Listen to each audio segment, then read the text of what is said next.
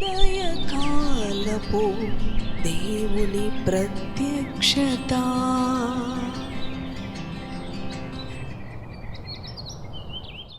హల్లెలూయా. దేవునికి స్తోత్రం. ప్రభునందు ప్రియ దేవుని బిడలారా, ప్రభు యొక్క అత్యంత కృపను బట్టి మరి యొక్క ఉదయకాల దేవుని ప్రత్యక్షపు వాక్కులోనికి వచ్చి ఉన్నాము. ఆయన వాక్కు మన జీవితాలకు ఆశీర్వాదాన్ని కలుగచేస్తూ ఉన్నది, నెమ్మదిని కలుగచేస్తూ ఉన్నది.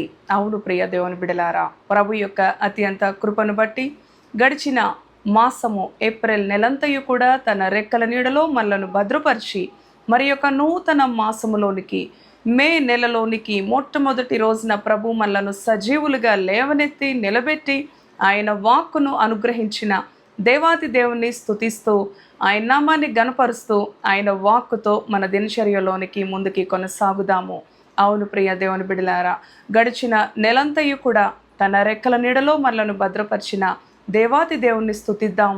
ఏ ఒక్కరు కూడా మౌనంగా ఉండక ఈ నూతన మాసం ఇచ్చావు ప్రభువా, ఈ దినము చూడక ఎంతోమంది నశించిపోయిన వారుగా ఉన్నారు, మృతుల సంఖ్యలో చేరిన వారుగా ఉన్నారు. నేనైతే సజీవుడిగా లేచి నిన్ను స్తుతిస్తా ఉన్నాను. దానికి కారణం నీ కృప, నీ ప్రేమ, నీ సంరక్షణ అని ప్రభుని స్తుతిస్తూ ఈ నెలంతయు కూడా దేవుని కృపను కోరుకుంటూ, దేవుని సహాయాన్ని కోరుకుంటూ, దేవుని యొక్క సంరక్షణను కోరుకుంటూ మనము ఈ మాసములో ముందుకి కొనసాగుదాము. ఆయన వాగ్దానాన్ని బట్టి ఈ ఉదయకాలం ప్రభు మనతో మాట్లాడుతూ ఉన్నాడు. యోహాను సువార్త 2వ అధ్యాయము 5వ వచనం ద్వారా దేవుని వాక్కును ధ్యానం చేసుకుందాం. ప్రియ దేవుని బిడలారా, ఆయన తల్లి పరిచారకులను చూచి ఆయన మీతో చెప్పునది చేయుడనెను. హల్లెలూయా. దేవునికి స్తోత్రం. అవును ప్రియ దేవుని బిడలారా, మరి ఆనాడు యేసు ప్రభు యొక్క తల్లి పరిచారకులను పిలిచి చెప్తూ ఉంది, ఆయన మీతో చెప్పినది చేయుడి.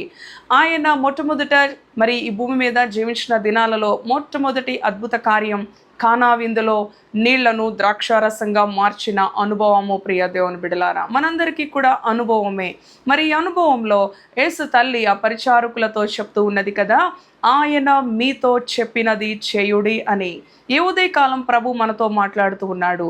ఈ మే మాసంలో ఈ మొట్టమొదటి రోజున, అవును, ఒకవేళ గడిచిన నెల నీ యొక్క కమిట్మెంట్స్లో ఏదైనా కూడా నీవు రీచ్ అవ్వకపోతే, అవును ప్రియ దేవుని బిడ్డ, అయ్యో నేను అది పరిష్కరించుకోలేకపోయాను, నాకు పని ఒత్తిడి వల్ల, ఆర్థిక ఇబ్బంది వల్ల నేను చేయవలసుకున్నవన్నీ కూడా మరి అలానే ఉండిపోయినవి అని చెప్పేసి ఒకవేళ కలవరపడుతున్నావా?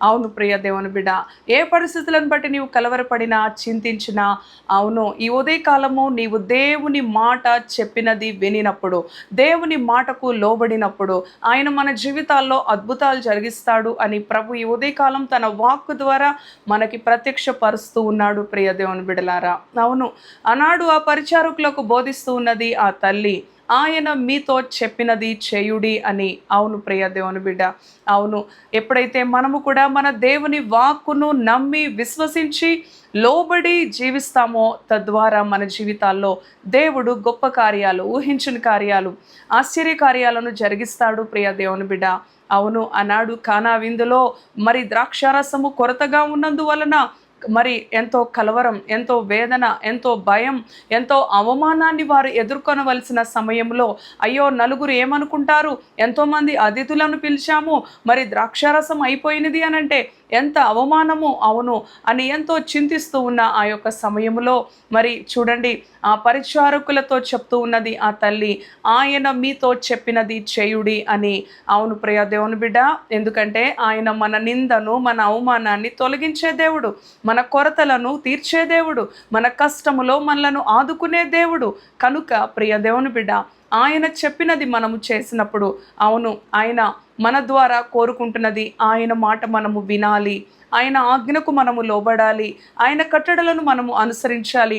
తద్వారా మన జీవితాల్లో ఊహించని అద్భుతాలను మనము రుచిస్తాము. ప్రియ దేవుని బిడలారా, చూడండి ఆ కానా విందులో ద్రాక్షారసం అయిపోయినప్పుడు 6 రాతి బాణల నిండా వారు నీళ్లు నింపారు, అంచుల మటుకు నీరు నింపారు.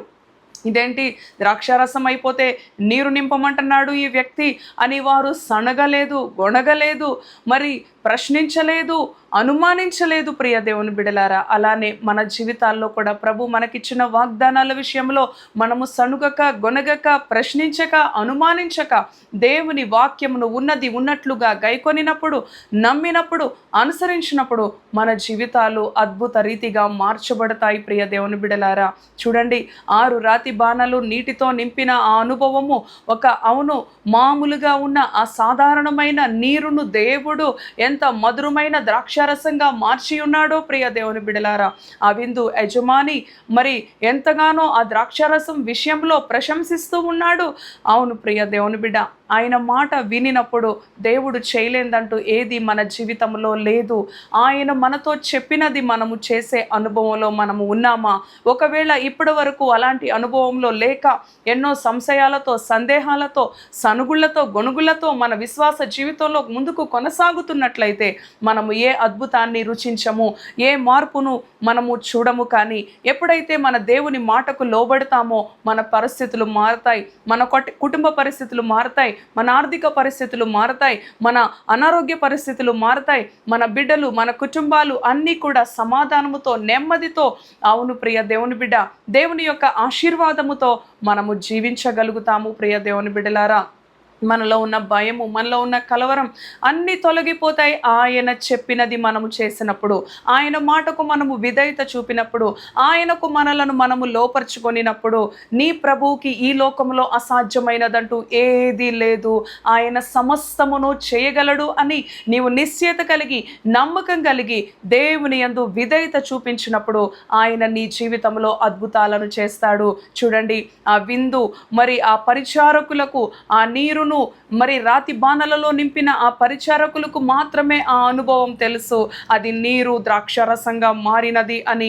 వారు ఏ మాటకు కూడా మరి అవిధేయత చూపక వారు లోబడి వారి కనులారా దేవుని అద్భుతాన్ని ఏ విధంగా రుచించారో ఈరోజు ఈ ఉదయకాలము మన జీవితాలలో కూడా దేవుని యొక్క వాక్కుకు లోబడినప్పుడు, అవును ప్రియ దేవుని బిడ్డ, దేవుడు నీ జీవితాన్ని ఊహించిన రీతిగా, దేవుడు నీ కుటుంబాన్ని ఊహించిన రీతిగా, దేవుడు నీ పరిస్థితులను ఊహించిన రీతిగా ఆయన నిన్ను ఘనపరిచే దేవుడుగా, ఆయన నిన్ను ఆశీర్వదించే దేవుడుగా, ఆయన నిన్ను హెచ్చించే దేవుడుగా, ఆయన నిన్ను గణపరిచే దేవుడుగా ఈ ఉదయకాలం ప్రభు నీతో మాట్లాడుతూ ఉన్నాడు.